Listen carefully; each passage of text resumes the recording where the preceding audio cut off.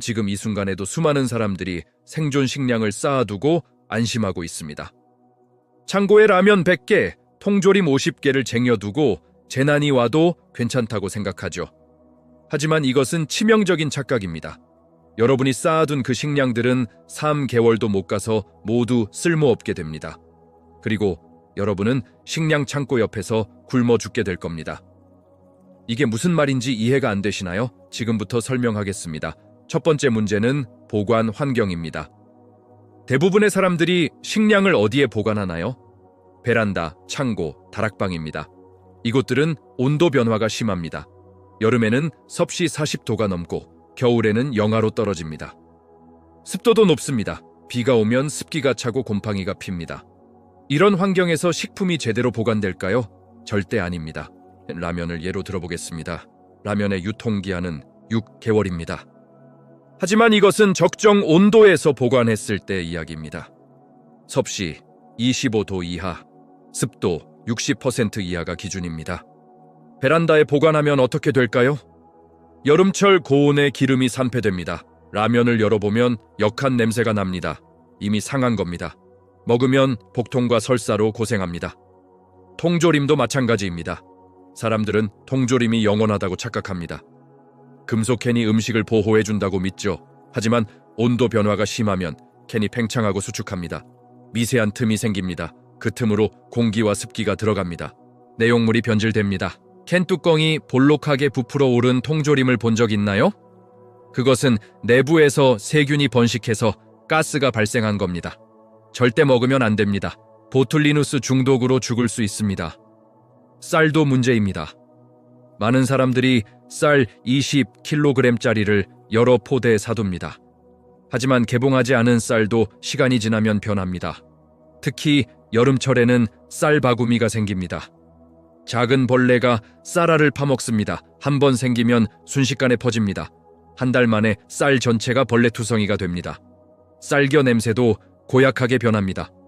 산화된 냄새입니다. 이런 쌀로 밥을 지으면 맛이 없고 소화도 안 됩니다. 두 번째 문제는 단조로운 구성입니다. 대부분의 사람들이 같은 것만 쌓아둡니다. 라면, 통조림, 쌀이 전부입니다. 이것만 먹고 3개월을 버틸 수 있을까요? 영양학적으로 불가능합니다. 인간에게는 다양한 영양소가 필요합니다. 탄수화물, 단백질, 지방, 비타민, 미네랄이 골고루 있어야 합니다. 라면과 쌀은 탄수화물 덩어리입니다. 단백질이 거의 없습니다. 비타민과 미네랄도 부족합니다. 이것만 먹으면 영양실조에 걸립니다. 처음 한 달은 괜찮습니다. 몸에 저장된 영양분으로 버팁니다. 하지만 2달째부터 문제가 생깁니다. 면역력이 떨어지고 상처가 안 낫고 머리카락이 빠지고 잇몸에서 피가 납니다. 괴혈병입니다. 비타민C 결핍으로 생기는 병입니다. 단백질 부족도 심각합니다. 근육이 빠집니다. 체력이 급격히 떨어집니다. 재난 상황에서는 체력이 생명입니다. 움직여야 살아남습니다. 하지만 영양실조로 몸이 약해지면 아무것도 할 수 없습니다. 그냥 누워서 죽음을 기다리게 됩니다. 세 번째 문제는 조리 방법입니다. 많은 사람들이 식량만 쌓아두고 조리 도구는 준비 안 합니다. 라면을 끓일 가스가 있나요? 통조림을 따개가 있나요? 쌀을 지을 냄비와 물이 있나요? 정전 상황에서 전기밥솥은 쓸모없습니다. 인덕션도 안 됩니다. 가스레인지가 있어도 도시가스가 끊기면 끝입니다. 휴대용 가스버너를 준비한 사람도 있습니다.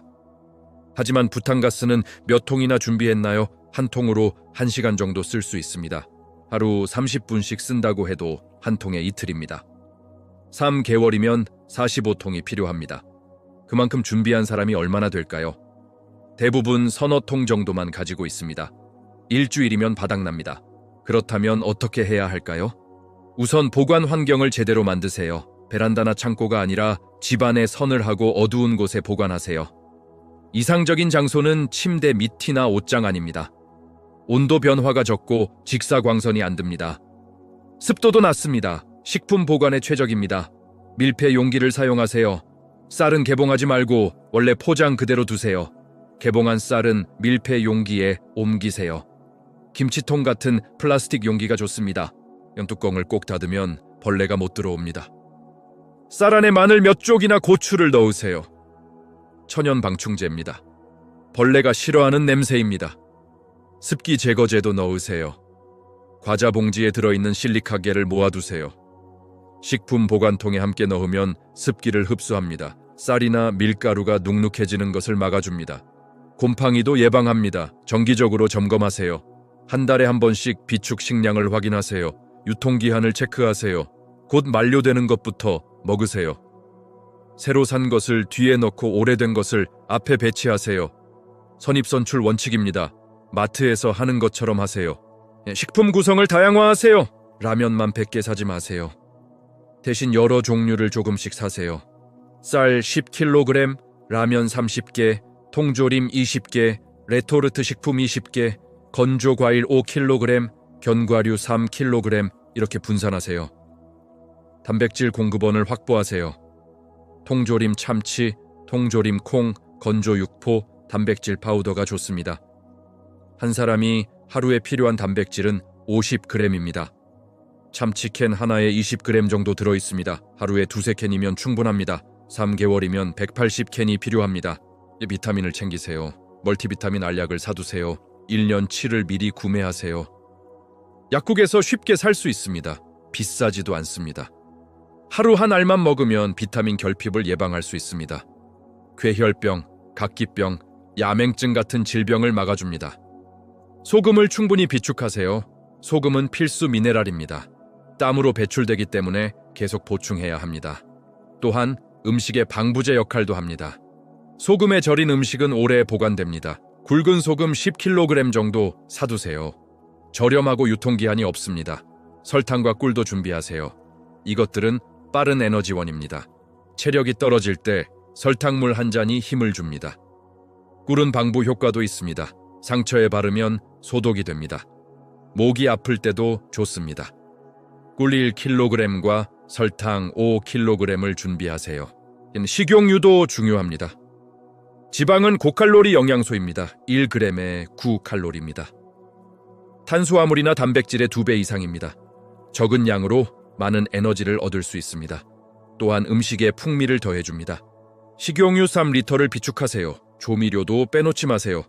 간장, 된장, 고추장, 식초를 준비하세요. 같은 음식을 계속 먹으면 질립니다. 맛을 바꿔야 계속 먹을 수 있습니다. 된장 하나로 찌개도 끓이고 무침도 만들 수 있습니다. 조미료는 음식의 다양성을 높여줍니다.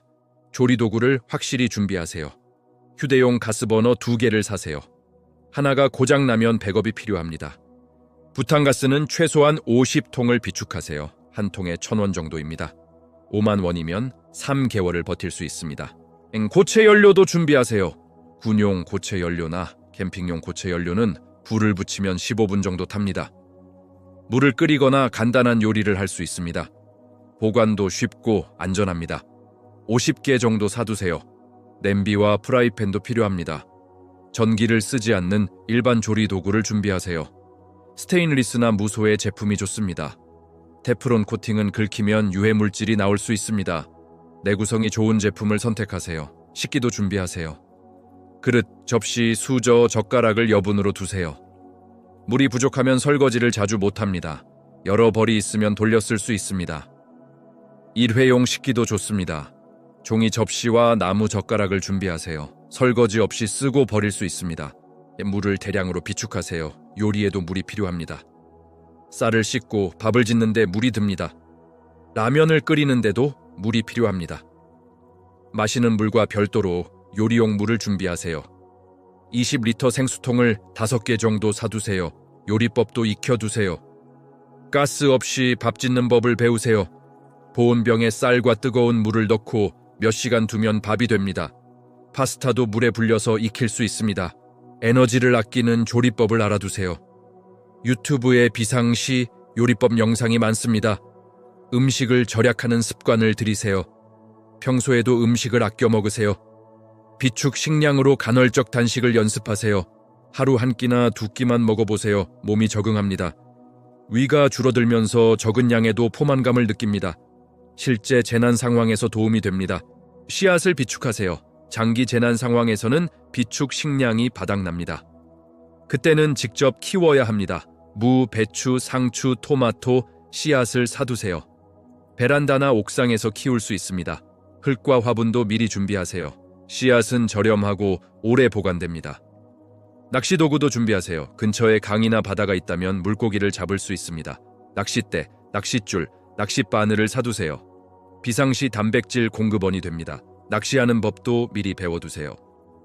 실전에서 바로 하기는 어렵습니다. 덫을 만드는 법도 배우세요. 산에 가면 토끼나 새를 잡을 수 있습니다. 올감이나 함정을 설치하는 법을 익히세요. 생존 상황에서 고기를 얻는 방법입니다. 유튜브에 덫 만드는 영상이 많습니다. 법적으로 문제가 될 수 있으니 실제로 사용은 하지 말고 지식만 익히세요. 야생 식물을 공부하세요. 어떤 풀과 열매를 먹을 수 있는지 알아야 합니다. 도토리, 밤, 머루, 다래, 두릅, 냉이, 쑥, 민들레는 모두 식용 가능합니다. 반대로 독초도 알아야 합니다. 동미나리, 여로, 동이나물은 독성이 강합니다. 잘못 먹으면 죽습니다. 도감을 사서 공부하세요. 지역사회와 연결하세요. 혼자 비축한 식량은 한계가 있습니다. 하지만 이웃과 함께하면 훨씬 많은 자원을 공유할 수 있습니다. 한 사람은 쌀을, 다른 사람은 통조림을, 또 다른 사람은 조미료를 준비하세요. 나눠서 먹으면 다양한 식사를 할 수 있습니다. 물물 교환 시스템을 만드세요. 재난 상황에서는 돈보다 물건이 가치가 있습니다. 여분의 식량은 다른 필요한 물건과 교환할 수 있습니다. 담배, 술, 커피처럼 중독성 있는 것들이 특히 가치가 높습니다. 이런 물건들을 교환용으로 비축하세요. 마지막으로 가장 중요한 것을 말하겠습니다. 식량을 쌓아만 두고 방치하면 그것은 쓰레기가 됩니다. 제대로 보관하고 관리하고 순환시켜야 합니다. 정기적으로 먹고 새 것으로 보충하세요. 다양하게 구성하고 조리 방법을 익히고 대체 식량원도 준비하세요. 이것이 진짜 생존 식량 준비입니다. 단순히 쌓아두는 것은 돈과 공간만 낭비하는 겁니다. 지금 당장 여러분의 비축 식량을 점검하세요. 제대로 준비되어 있는지 확인하세요. 이 지식이 여러분을 굶주림으로부터 구할 것입니다.